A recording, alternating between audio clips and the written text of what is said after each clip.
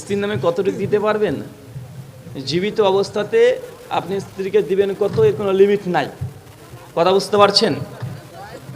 আর আপনার যেটা পৈতৃক সম্পত্তি, আপনার অ্যাসেট, এই সম্পত্তি আপনি জীবিত অবস্থায় 4 ভাগের 3 ভাগ পর্যন্ত দিতে পারবেন। কি বললাম? 4 ভাগের 3 ভাগ পর্যন্ত আপনি এটাকে দান করতে পারেন, ছেলের মধ্যে বন্টন করে দিতে পারেন।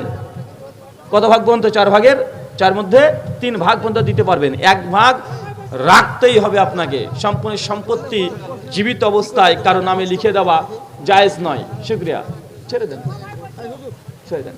শুকরিয়া, জাযাকাল্লাহ খায়রান, বারাকাল্লাহ ফিকুম।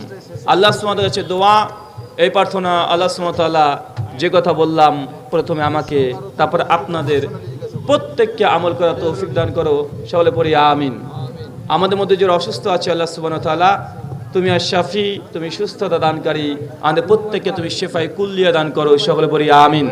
আমাদের মধ্যে যারা মৃত্যুবরণ করেছে, আল্লাহ সুবহানাহু ওয়া তাআলা তা যদি শিরক না করে মৃত্যুবরণ করে, তুমি তাদেরকে ক্ষমা করে জান্নাতুল ফেরদৌস দান করো। সকলে পড়ি আল্লাহুম্মা আমিন। আমাদের মধ্যে যারা এখন হালাল উপার্জন করতে পারেন, আল্লাহ তুমি আর রাজ্জাক, তুমি রিজিক দাতা, তুমি আমাদের হালাল উপার্জন করা তৌফিক দান করো। সকলে পড়ি আমিন।